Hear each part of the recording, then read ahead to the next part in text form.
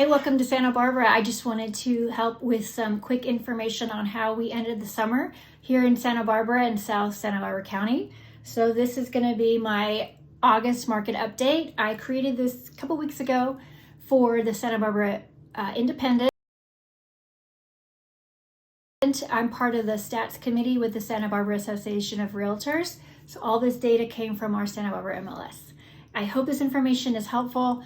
I'm trying out a new way of recording my screen, so it's might be a little bit slow or glitchy, but hopefully it is good information. And it's in the Santa Barbara Independent if you want to go search for that August update. And I'll be showing you market updates on a regular basis. So please let me know what you think. Thank you. Here's your quick local market update for August. I love being a real estate concierge and helping my friends and clients and family really understand what's happening in the market. Even if they're not currently buying, selling, and remodeling, it's still great information to know. And this information is from the Santa Barbara Association of Realtors. I'm part of the stats committee, and this was just recently published here in our Santa Barbara Independent on October 2nd. So on the left-hand side of my screen, you can see the information by location. So overall in South Santa Barbara County, we had 84 homes close escrow. That's the top line on the right, bringing the total median price to about 2.2 million as the sold price. And that's for all homes, not counting condos in South Santa Barbara County. Homes are taking slightly longer with about 46 days on market compared to last year of about 38 days, giving buyers more time to negotiate, especially for listings active over 30 days. Now let's look at inventory. These were my images for the article. Inventory is up about 13% year over year, with 914 active listings. And as you can see, 635 sold listings. This is year to date through the end of August, through the end of our summer, 2025. That's a meaningful increase in supply compared to the tight pandemic years, yet prices remain steady, a sign of our market's underlying strength. So Santa Barbara, you can see 40 homes sold with a median price of 2.274. Goleta, 23 homes sold, 1.65 median price. Montecito on the higher end, 12 homes sold and just over 6 million at 6075. We have a little bit longer days on market, which is consistent with this luxury priced home. And Hope Ranch, 3 homes sold in the month of August, the last month of summer, median price at 6 million. Carpinteria and Summerlin, you can see 6 homes sold, and this chart on the left shows you August and then also shows you year to date.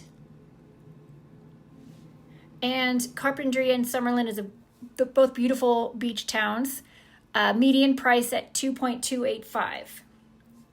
And the San Ynez Valley, wonderful wine country and ranch, Santa Barbara Ranch homes, 9 homes sold. It's not on the left-hand chart, but I did get information from Randy Freed, an amazing agent in town that helps us with our stats. He's actually the chair of our stats committee. He provided the Hope Ranch and the Santa Ynez breakout here. So Santa Ynez, 9 homes sold with a median price just a little bit over 3 million. And again, this is our classic Santa Barbara ranch and wine country properties in the Santa Ynez, and Hope Ranch, classic Santa Barbara oceanfront and ranch properties. And if you look at condos, here at the bottom, 218 have closed year to date, and 22 condos closed in South Santa Barbara County in August, the median sold price of $884, and our year-to-date is higher.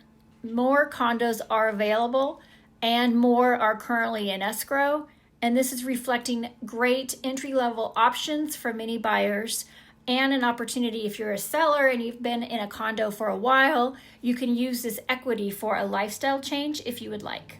On the financing side, the Federal Reserve cut rates by 1/4 point as had been expected. Mortgage rates are now averaging around 6 to 6.8% for jumbo loans and roughly 6.3% for conforming loans. Now, what is a jumbo rate? So this I tried to clarify in the written article in the Santa Barbara Independent. It is a rate set, and if your home purchase is more than $913,000 in Santa Barbara County, then that's considered a jumbo. And if your home is under that, that's considered conforming. So they do have different interest rates, and sometimes they flip. Sometimes one is higher and one is lower, but not always. So those homes priced lower than 913 qualify for conforming loans. Now remember, all loans depend on your credit score, your income, your debt, and other borrower factors. Do you have a W-2? Are you self-employed? I would love to help connect you with some of my trusted and favorite local lenders who are experts in this to kind of look at your specific situation. Now, I did do like a little sidebar in my article because I think it's really important. And that is Proposition 19 and downsizing options for seniors. Now, there were some things that happened with Proposition 19, I think around in 2021, that made it harder if you're inheriting property. But there was also some pluses and some gives.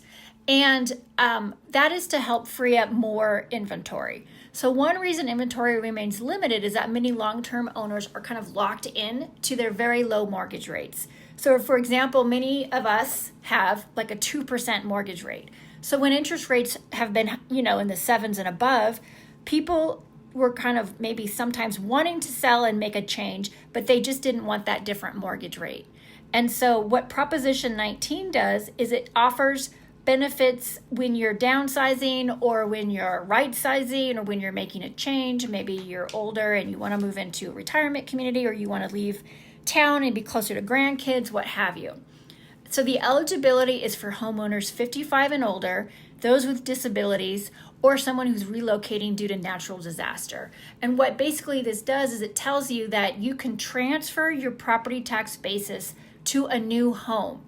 So your property taxes, if you've owned your home for decades, is extremely low. It's kind of like, I bought my house in 1979, so I'm paying property taxes based on as if my house was purchased in 1979, which was our Proposition 13 decades ago, with a slight increase for